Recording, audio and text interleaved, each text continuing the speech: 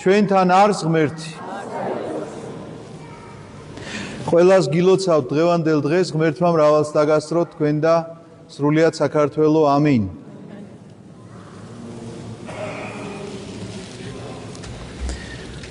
დღევანდელ დღეს დანო და ძმანო დიდმარხვის მესამე კვირას აღესრულება ჯვრის თაყვანისცემის მსახურება. ჯვრის თაყვანისცემა, რომელსაც ჩვენ ვინც ესწრებოდით ამ მსახურებას, თქვენ დაინახავდით, რომ მოხდა რაღაცა შემკობა ლამაზად ჯვრისა, პატიოსანი ჯვრისა, რაღაცა მსახურებაზე დიდება მაღალიანის დროს, საზეიმოთ მისი გამობრძანება, ხალხის კურთხევა ამ ჯვრით და ამის შემდგომ ვამბობთ ლოცვას, რომ ჯვარსა შენსა თაყვანისცემთ ქრისტე მეუფეო და წმინდასა აღდგომასა შენსა უგალობ და ვადიდებთ და ვემთხვევით აი ამ პატიოსან ჯვარს. გვაქვს ამისი პატივი. მაგრამ მე მინდა გელაპარაკოთ ახლა იმის სულიერ მხარეზე, სულიერ შინაარსზე, რომ რა არის სინამდვილეში ჯვრის ნამდვილი და ჭეშმარიტი თაყვანისცემა. არა გარეგნობითი, როდესაც პატიოსან ჯვარს დაინახავ, მიხვალ და ემთხვევი. არამედ შინაგანი თაყვანისცემა, რომელიც უნდა გააჩნდეს მართლმადიდებელ ქრისტიანს. აი ამ შინაგან თაყვანისცემაზე სურს დღეს თქვენთან ვისაუბრო და ღმერთი მოგცემს ძალას აი ამ საუბრისას. სინამდვილეში ჩემო ძვირფასებო, თქვენ ალბათ ძალიან ბევრს გაგიგონიათ, რომ ჯვარი არის მცველი და მფარველი, დამცველი. ჯვარი უნდა გქონდეს სახლში, ჯვარი უნდა გეკეთოს გულზე, ჯვარს უნდა ისახავდე ხშირად. მაგრამ როდის ხდება ჯვარი დამცველი და როდის ხდება ჯვარი შენთვის მფარველი, ამაზე თუ უფიქრია ადამიანს, ამაზე თუ ფიქრობს ქრისტიანი, ეს ძალიან მნიშვნელოვანი საკითხია. ესე ცარიელი უბრალოდ აღმართული ჯვარი, ან გულზე ჩამოკიდებული, ან ხელში გეჭიროს, ან სახლის კარებზე გაკრული, როგორ შეიძლება, რომ თავისთავად მოქმედებდეს შენი ჩარევის გარეშე. შენ არ გინდოდეს და ის მოქმედებდეს, რომ განდევნიდეს რაღაცა ბოროტ-ძალებს და შენ ესე იგი არანაირად არ თანამონაწილეობდე ამ ყველაფერში. ამიტომაც ჯვრის თაყვანისცემის კვირა ჩვენ შეგვახსენებს ერთ რამეს. ჯვარცმულ ქრისტეს.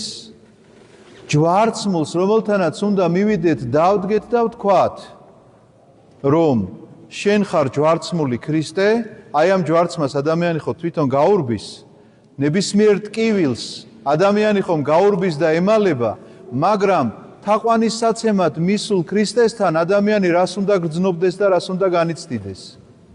უნდა ამბობდეს ასეთ რამეს, რომ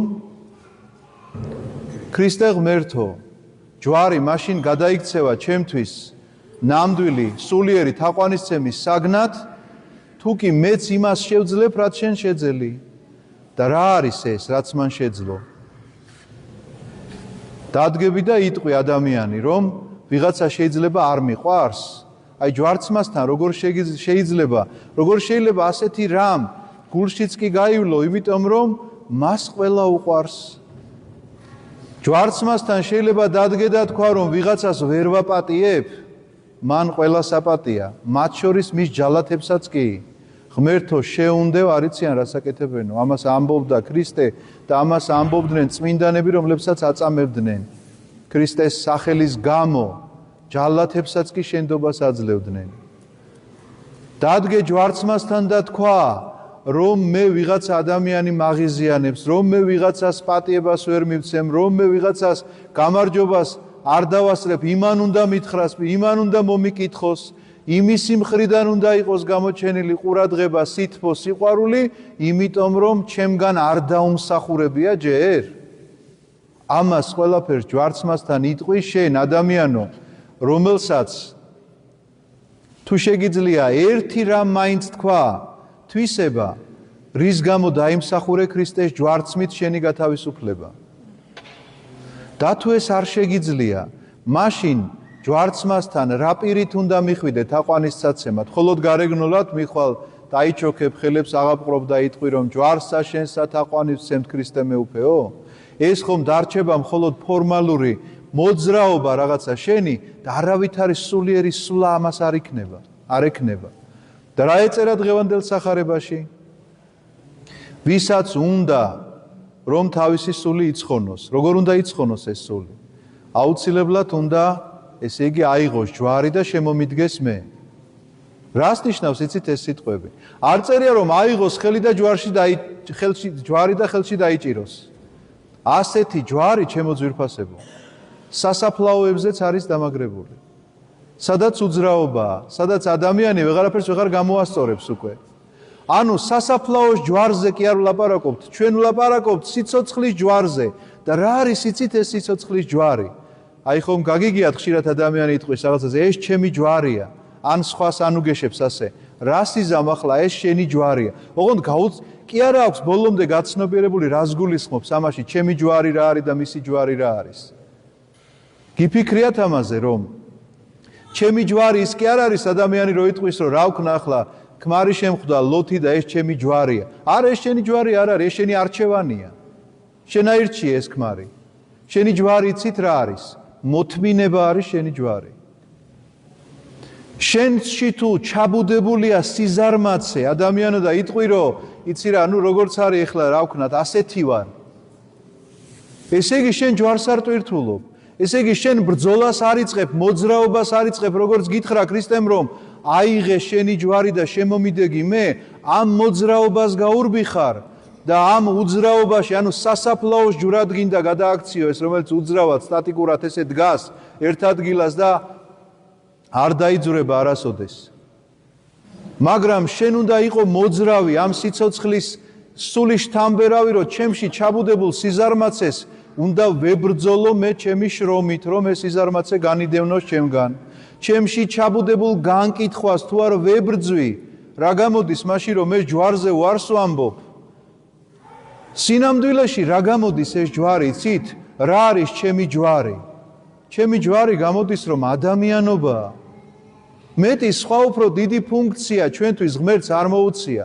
ამაზე დიდი რა შეიძლება მოგეწოს რომ სახელად ადამიანი გეწოდა, მაგრამ სახელად არ უნდა დარჩი ადამიანი და შინაგანი თვისებები უნდა შეიძინო ადამიანისა, რომელსაც ქვია სიყვარული, რომელიც ესე იგი მოიცავს ყველა სხვა სათნოებებს, რომელსაც ქვია პატიება, რომელსაც ქვია შენდობა, რომელსაც ქვია ყურადღება, რომელსაც ქვია სითბო, გამოხატულება, სიმშვიდე სულიერი. აი ეს ყველაფერი ადამიანმა ამისთვის თუ არ იბრძოლა და მასში ჩაბუდებულ საწინააღმდეგო, თქვათ რაღაცა თვისებებს თუ ესენი არ დაუპირისპირა, მაშინ ის ჯვარს კი არ ტვირთულობს, ამბობს უბრალოდ სიტყვებით რომ ეს ჩემი ჯვარია ეხლა და შეიძლება მიგითითოს ადამიანზე, რომელიც მისი ჯვარი კი არ არის.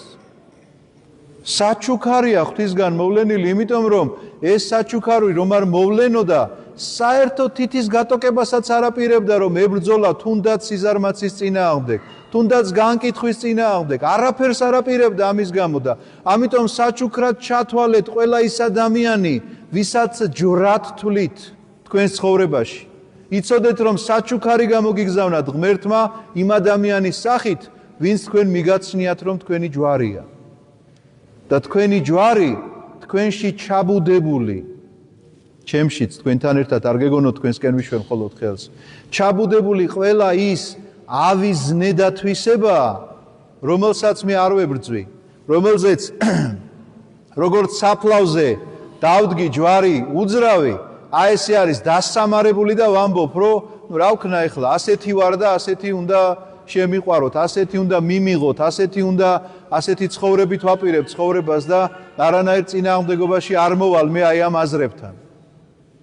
ეს გახლავთ ის უძრავი ჯვარი, ეს გახლავთ მიცვალებულისთვის მიწოდებული ეს ჯვარი, რომლითაც ჩვენ გრძალავთ ჩვენს მიცვალებულებს. მაგრამ ცოცხალმა ადამიანმა ეს ჯვარი გამუდმებულად სიცოცხლის აი ამ წრეში უნდა ამყოფოს, ბრძოლაში უნდა ამყოფოს, ამ ბრძოლის გარეშე შეუძლებელია რომ ჯვარი იტვირთო.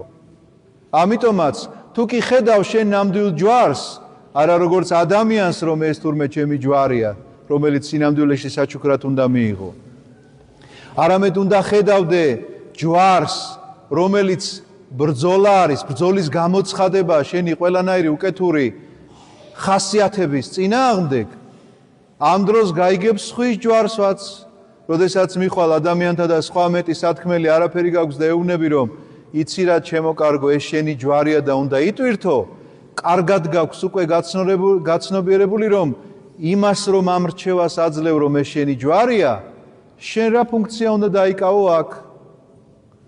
შენი დამოკიდებულება როგორი უნდა იყოს იმ სხვისი ჯვრის ტვირთვაში, რომ ნუ გეშინია მე შენთან ერთად ვიქნები ამ ჯვრის ქვეშ. არ დაგტოვებ არასოდეს მარტო. კი ბრძოლა გაქვს გასაწევი, დიდი ომი გელოდება წინ, მაგრამ იცოდე რომ მარტო არ ხარ. მე შენთან ერთად ვარ. მაშინ გაქვს უფლება ადამიანს უთხრა რაღაცაზე რომ ეს შენი ჯვარია, თუ კი მზად ხარ მის ქვეშ, აი ამ ჯვრის ქვეშ, ამ ადამიანის გვერდით იდგე. მაშინ გაქვს თქვა უფლება რომ რაღაცა ჩემი ჯვარია, თუ კი ეს ჯვარი არის გამოცხადებული ბრძოლა უკეთურებების წინააღმდეგ და არავითარ შემთხვევაში ვინმე ადამიანის წინააღმდეგ, რომელიც შენ ჯვრად გეჩვენება და ამ დროს ეს არჩევანი შენი გაკეთებულია ამ ადამიანთან ან ცოლქმრობისა, ან მეგობრობისა, ან რაღაცა ახლობლობისა, ეს ყველაფერი შენ გადადგეს ნაბიჯი, შენ თვითონ მოიფიქრე და ესე გადაწყვეტილება ასეთი მიიღე და ახლა უცბად აცხადებ რომ თურმე ეს ადამიანი შენი ჯვარი. ამიტომაც ძვირფასებო კიდევ ერთხელ შეგახსენებთ. ჯვრის თაყვანისცემის კვირა გახლავთ კვირა, როდესაც ჩვენ ვიხსენებთ პატიოსან ჯვარს, როდესაც ჯვარი ცარიელი არასდროს არ არის, მინდა გითხრათ, შეიძლება გამოსახულება მასზე არასდროს არ იყოს, შეიძლება იყოს უბრალოდ აღმართული ჯვარი და მაგრამ იცოდეთ რომ ცარიელი ჯვარი არ არსებობს. ჯვარზე ყოველთვის მოიაზრება ჯვარცმული ქრისტე. შესაბამისად, თუ კი ვიხსენებთ ჩვენ ჯვრის თაყვანისცემას, ვიხსენებთ ქრისტეს ვნებებს, ვიხსენებთ ქრისტეს ტკივილს და ვიხსენებთ ქრისტეს გარდაცვალებას. და გარდაცვალებას იცით ვის გამო? ხო, ყველა იტყვის რომ რა თქმა უნდა ჩემს გამოა, ჩემი ცოდვების გამოა ეს ყველაფერი, მე რომ გამოვხსნილიყავი. მაგრამ ამავდროულად არ დაგავიწყდეს რომ იმ ადამიანის გამოც არის, ვინც ჯვრად გეჩვენებოდა აქამდე და სინამდვილეში საჩუქრად უნდა ჩაგეთვალა. ამიტომაც იცოდეთ რომ ჯვრის თაყვანისცემის კვირა შეხსენება თითოეული ჩვენგანისთვის იმისა, რომ ჯვარცმა გახლავთ მოვლენა, ქრისტეს ჯვარცმა გახლავთ მოვლენა, რომელმაც ჩვენ უნდა გავხადოს ადამიანი ჩემო ძვირფასებო.